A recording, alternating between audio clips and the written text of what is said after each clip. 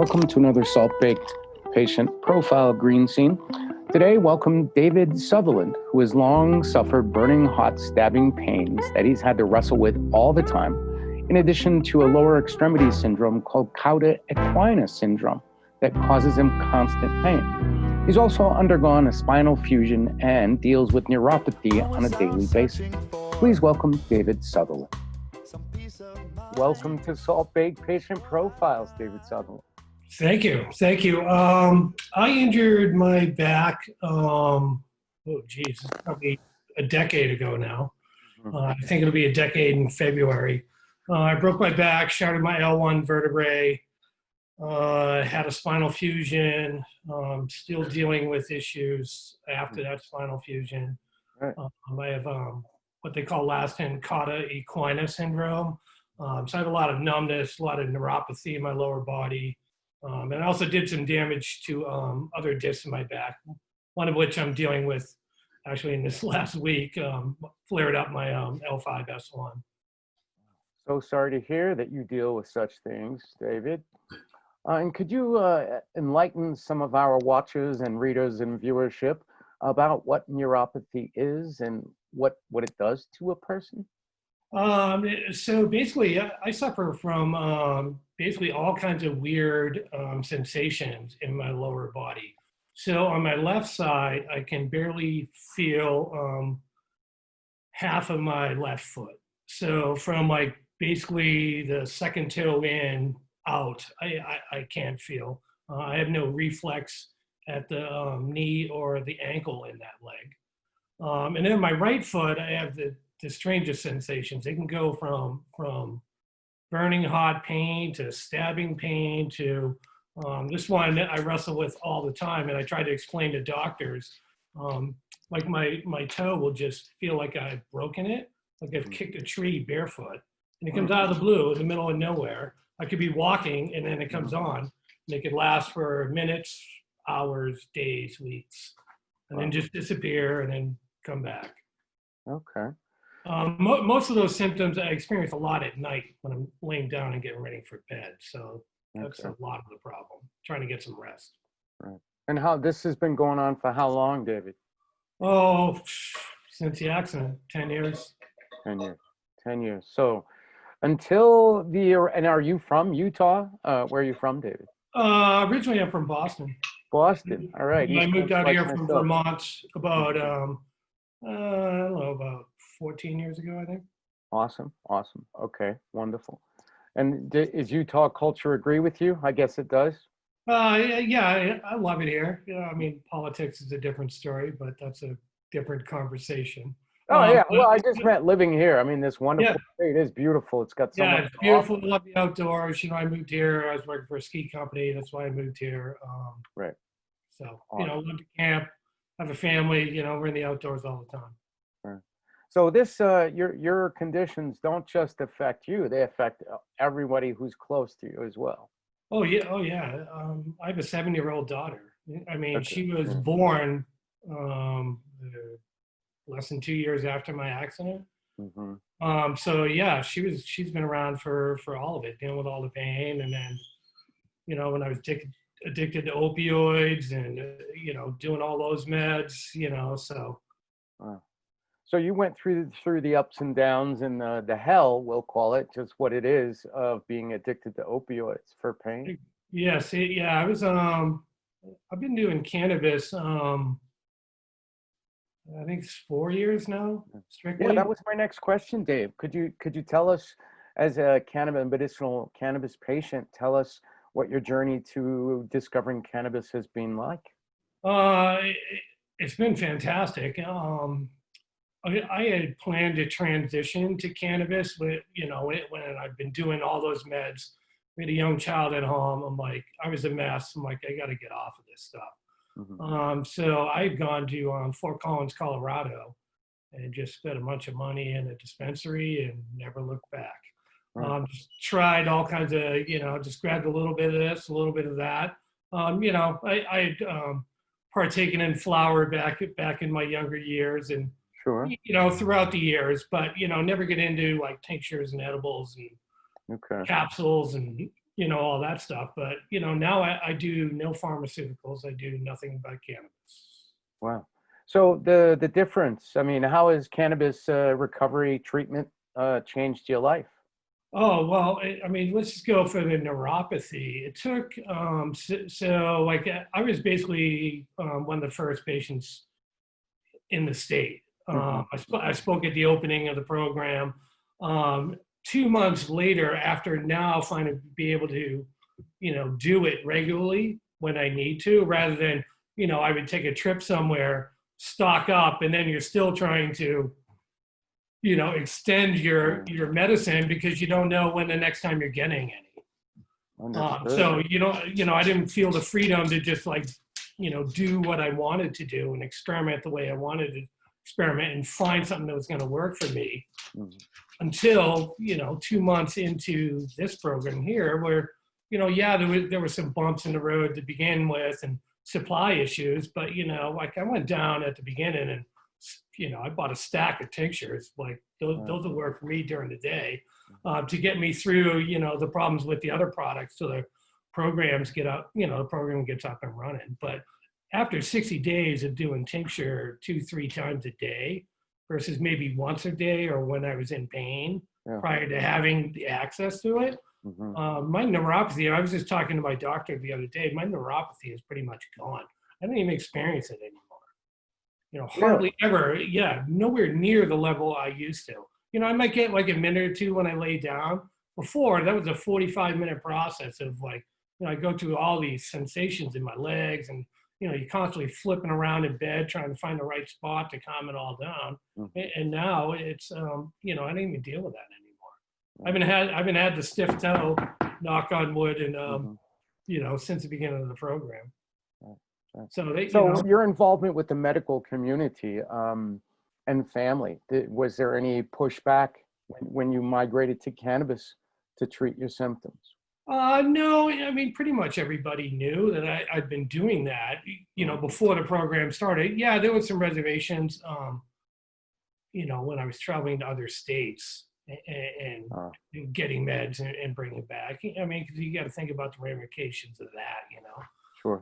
But no, everybody's been very supportive. My work was supportive. I had to come out to work to go and speak in front of, everybody at the opening of the program. I had to go to HR. They gave me their blessing. So, that was nice. Yeah, Probably not David. afforded to a lot of people. Yeah, thank you for that, David. And I'm wondering also, if you were to look at things comparatively, how would you characterize before cannabis treatment and after, during cannabis treatment? Oh, yeah. I mean, I think it's night and day. I mean, I was so depressed and just so like, I mean, you're just in a fog from all the meds, or I was. I was Sure. taking, gabapentin, I was taking anti-anxiety, antidepressants, muscle relaxers, handfuls of pills every day. And it's just, nothing ever really seemed to like make me feel any better after, yeah, the first couple months of opioids, yeah, it would kill the pain. But then you start developing a tolerance and, you know, my pain was so acute and for so long that, it just got to the point where it just wasn't really doing anything to me Right. anymore, besides making me feel normal because I was Sure. addicted to them. Mhm. Mm. So now, like, I deal with a lot less pain. I get, it's night and day. My sleep is like, I Mhm. never used to sleep on all Right. of I that. think it's a big deal, David, that you mentioned your mental health, the improvement in that regard. I think that's pretty phenomenal. Oh Because yeah, in depression and anxiety and oh yeah. yeah. Mhm. Yeah, because I hadn't actually, I mean, people talk about it, but they hadn't actually put the nail in, hit the nail on the head, so to speak, right? Everybody, not everyone, but many of the patients we speak to describe the benefits, how life has improved, but they have not yet said my mental health in those words, which I think was really succinct and well said. So thank you. Well, yeah. I mean, I don't really understand why it's not a qualifying condition for this state. I mean, depression and anxiety. Yeah. Yeah. I mean, and you get those things when you're injured, Sure. taking all those meds because, your future's uncertain, so, you can be anxious or depressed or just taking all those meds or, just throws your life for a loop. And, So yeah, it just doesn't help with the pain. Right. It helps with that stuff too. Tell us about how and where you went about getting your medical card. What dispensary did you visit, and what was the process like? I started this way back. It was probably almost this time of last year, before their program began. I'd been talking to my doctors. My doctors knew what I do, like my neurosurgeon and the Hmm. team, the whole team. But they basically shut me off all my meds anyway, because of cannabis. But they know what I'm doing, and they see it's working for me. I struggle with getting any of them to write a letter for me. So I went through a friend. I found Tim Pickett. They went to school together. So I went to Utah Marijuana Clinic Hmm. and talked to Tim Pickett and got my card through Tim. And I was just actually in there a few months ago for my 6-month checkup. Right, right. Who wrote on So, your? so the process, it was Yeah, yeah. interesting because I was asked to speak at the program. So I got access to signing up like a few days before everybody else. Okay. But I was basically the first one, and I found out that the whole the website was having issues because like I was signing up on Saturday, mine didn't get approved till late Monday morning, right before the kickoff to the program.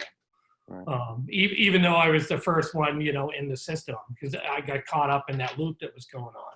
But once they figured that all out, things went smoothly for me. Excellent. Glad And to hear. and I've been to a bunch of dispensaries. Let's see, I've gone to Wholesome. Dragonfly's not too far from me. I've gone there, and I really like the one Curleaf out of Lehigh. I'm a veteran. They give 20% off down there for veterans. Yeah. It's huge. Hmm. You That's know, superb. Good to know. Good to know that. yeah. For any vets out there, 20% off in Lehigh. Just bring proof of your service. I didn't know that. That's really good to know. Yeah. Wow. So what's your preferred method of intake? Oh, I have several. So like daily, Yeah, I I'm guess your working during regiment the is what day. I'm curious So about, like David. so like during the day, like I like to do tinctures Hmm. or edibles. Hmm. Um, during the week. At night, I tend towards flower, and I usually vape. I know we're not supposed to combust in the state, but a nice rolled one every once in a while is nice. Um, so I keep all my ABV as well. So I take 900 to a gram of that, 900 milligrams to a gram of that every night, mixed with peanut butter, and I eat it at 7 o'clock. Takes about 2 hours for it to fully kick in. About my bedtime around between 9 and 10, and then I sleep like a baby. That was my solution to Ambien was ABV. Hmm. Hmm. Save all that For vape those of stuff. us who don't know out there, could you please tell them what that is and where you can find it? Yeah. So in this state, Utah, you can only vaporize. So if you're vaporizing flower, you're not combusting it. You're heating it up to a certain temperature to get the vapor out of it. And then a lot of people just throw that leftover flower out afterwards, but there's still a lot of cannabinoids in there and stuff that'll do you good. Like I found, THC degrades through heating or through like bad storage into CBN, which is a natural sedative. Hmm. So I keep a whole jar, like I got a half quart jar of ABV that I keep on hand. I just measure it out. Yeah, you can make green dragon out of it. You can cook with it because it's already decarboxylized, so it's already activated. So I mean, I've even sprinkled it on a slice of pizza, and eat it that way. You can put it in Not bad. yogurt, but usually, like I like to mix it with fat because THC and cannabinoids like to bind to fat. So I mix it with peanut butter. I just eat it on a cracker. The flavor doesn't bother me. It's quick and easy. Sure. Green dragon can burn if you hold it under your tongue. And I'm doing tinctures all day long. So I just mix a cracker, eat a cracker, sleep like a baby. Right. Are there any particular personalities in the green scene or the green world that you idolize or are a fan of? Oh, jeez. Thought leadership in the cannabis world, people. Maybe, I'll throw it all the way back to Rick Simpson for coming Mm, up with Rick Simpson oil. mhm, And just, hey, like the people here in this state, like the guys growing it, at Zion, people at Bujum, like mhm. the stuff that's going on in this state is really good. Sugar House Selects, looking forward to their stuff dropping in the next, hopefully, a couple days. Thought it was going to be today. Haven't seen anything. I'd like to get my hands on some of that fat. So, Right. Yes. Yeah. Absolutely. Many are looking forward to that, including myself. yes. Right. Have So, you do you heard have a anything? Are they preferred opening? strain? What? Do you have a preferred strain or series of strains? Um, Or I think that what I have found through my few years of doing this and dealing with, my pain, anything Kush related works really great for my symptoms. Uh, hmm so like banana Kush is one of my first really great discoveries. It worked great for my neuropathy for some reason. hmm So anytime I came across that, I was hoarding up on that. I mean, Sure. here in the state, as you know, there hasn't been much variety. I mean, I'm really liking the Sunday Driver, Mhm. the Space Monkey. Mhm. Um, Hmm. Picked up some purple apricot last week. That was super good. Um, Oh, that sounds delicious. Wow. yeah, yeah, that purple apricot from Trike. It's a great nighttime strain. Yep. Yep. Agree. Agree. Wow. So, when you find yourself needing to educate friends or family or others unfamiliar with cannabis recovery or treatment, what sort of things do you tell them, David?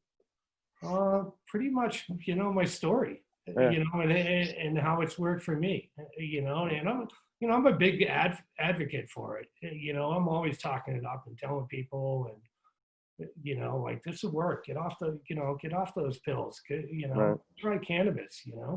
Well, I have a friend that's taking, a couple Ambiens a night to go to sleep. So, like, you got to find a better way than Ambien. Yeah.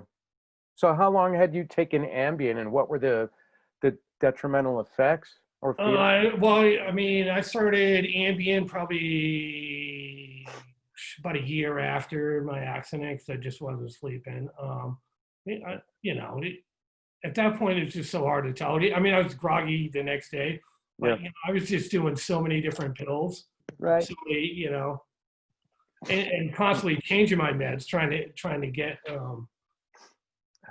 something to work for me that it's kind of hard to tell which was causing the drowsiness, but like, yeah, after I began Ambien, it was Mm. just, I was groggy all day the next day. All day. I do my ABV, I wake up and there's like nothing. It's like I wake up so refreshed. I have dreams now, which I wasn't having before. Like I'm Hmm. getting full sleep cycles, which that was in itself was just life changing. I mean, I was Sure. sleeping Yeah. for months on end. Yeah, I think dreaming is indicative of mental health or at least stability or homeostasis or something. I'm Yeah, not yeah. sure, but how fascinating. Wow. Wow. Where's your best cannabis experience been to date? Where Here or in the state. Yeah, so far.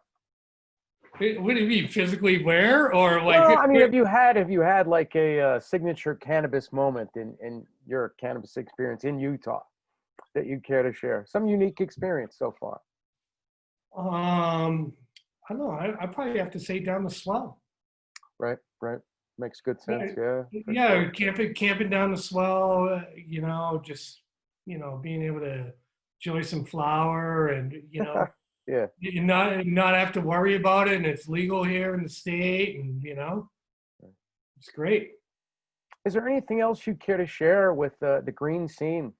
Notes or tips or points for new patients or For new patients, hang in there. I've lived in several states that have gone through openings of programs. It will get better. Don't be frustrated with lack of product, mm, lack of variety of product. It'll come around. yeah, We waited this long. What's a few more months? yeah.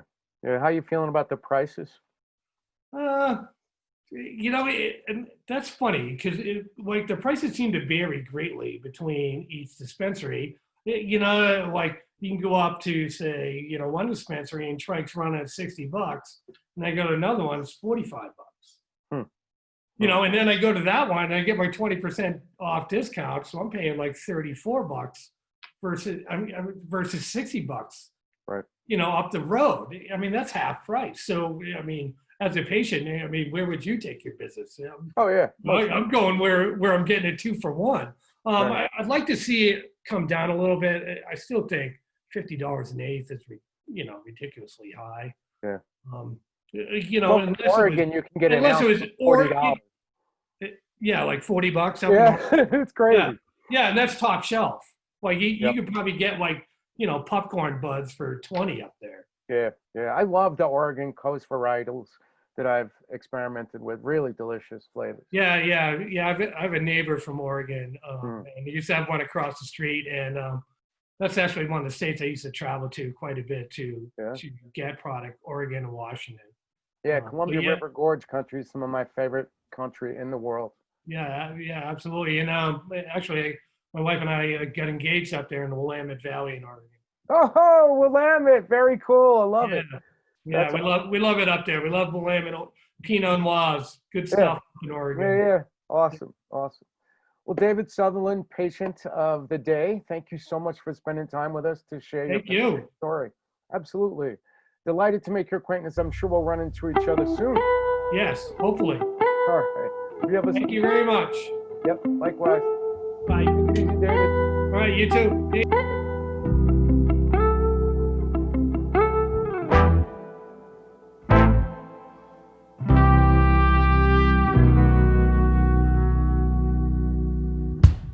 I was out searching for some peace of mind.